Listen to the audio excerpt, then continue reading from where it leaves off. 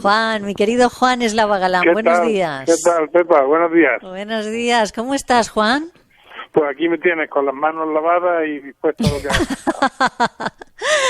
Oye, lo que hoy, ahora mientras hablaba Loreto, digo, es que hoy nos parece impensable, que el personal médico no se lave las manos para atender a los pacientes, era algo común en el siglo XIX.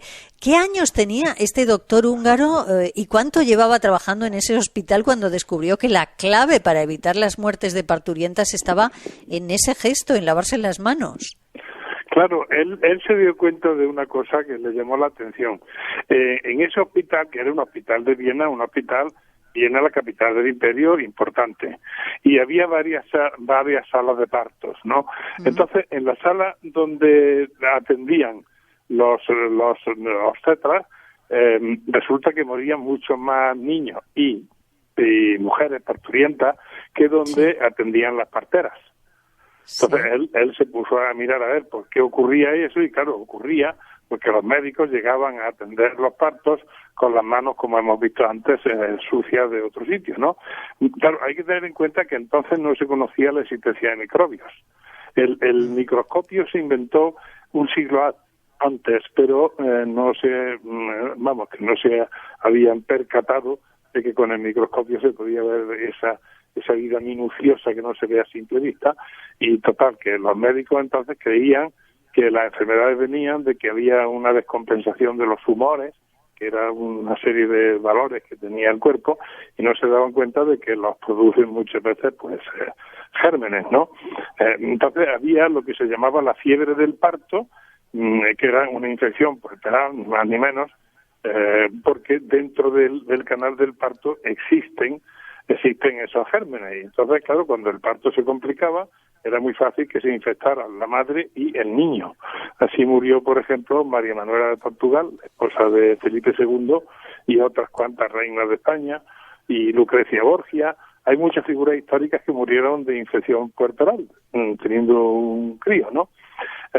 Para que se vea la falta de higiene que tenían, en Versalles, cuando una reina paría, con toda la grandeza que se ve en Versalles, sacaban de un trastero lo que llamaban la lit du travail, es decir, la cama de trabajo, que era una cama especial para parir la reina, donde había donde apoyar los pies, donde agarrarse con las manos, pero total, aquello lo tenían en un trastero, es decir, las condiciones sépticas eran tremendas. O sea, muy desinfectado no estaba, ¿no? Entonces, claro, hay que darse cuenta. Y, sin embargo, este médico, Ignacio Semmelweis, en 1848 empezó a imponer el lavado de manos con una solución de hipoclorito cálcico. Y, claro, la cosa cambió tanto que ya las mujeres, las parturientas, lo llamaban el salvador de madres.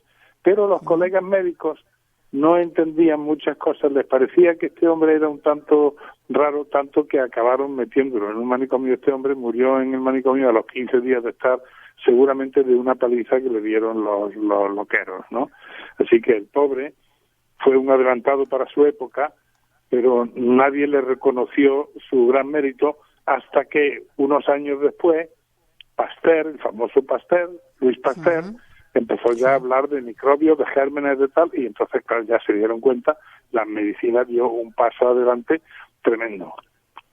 Juan, ¿cuál era la diferencia en el porcentaje de muertes en las salas atendidas por comadronas o las salas atendidas por los médicos y sus alumnos? Pues la cosa oscilaba entre 3 y hasta 5 más veces morían en las salas atendidas por médicos que por comadronas. Las comadronas también, hay que decir, las comadronas de toda la vida, a lo mejor no han tenido grandes conocimientos médicos, pero sí han sabido cómo traer niños al mundo. Entonces, antiguamente, incluso de un modo completamente experimental, ellas tenían cierta medida higiénica, como por ejemplo hacer vapores, ebullición de determinadas plantas, la artemisa, por ejemplo, que tienen propiedades antisépticas. Es decir, que las comadronas eran más curiosas. Había incluso algunas comadronas famosas que las requerían para partos en el extranjero. Hay una comadrona del tiempo de Felipe IV que atendió precisamente a 2 mujeres de la suya, a Isabel de Borbón y a Mariana de Austria. Esta partera, que se llamaba Inés Ramírez de Ayala, esta mujer murió en 1663 rica, porque en los partos le daban unos regalos impresionantes cuando hacía un parto bueno, como ella era una mujer muy hábil, incluso la requerían del extranjero. Es decir, que las parteras, digamos que en ese sentido han estado un poquito por encima de los médicos, que no acababan de conocer muchas cosas. Por eso no es exagerado cuando Quevedo dice, Quevedo se está metiendo continuamente con los médicos y lleva toda la razón del mundo, porque claro, los médicos, comparado con lo que es la medicina actual, eran unos grandes ignorantes.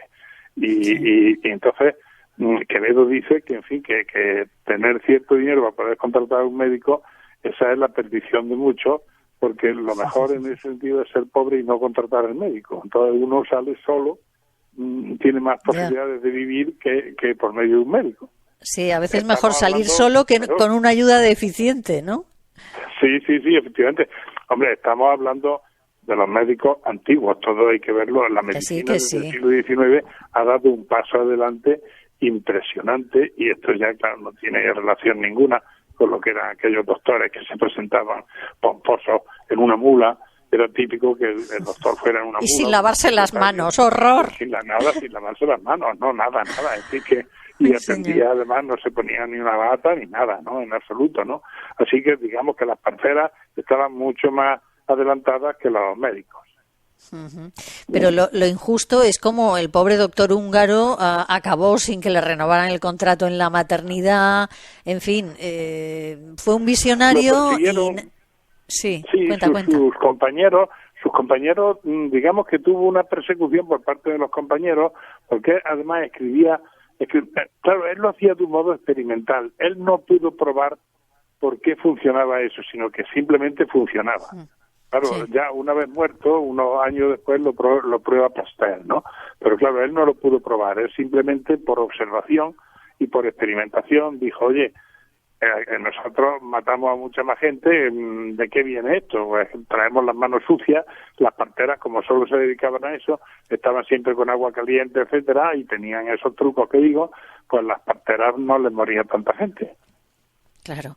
Oye, vamos a escuchar un fragmento de una de las varias películas que han llevado la historia de Semmelweis al cine.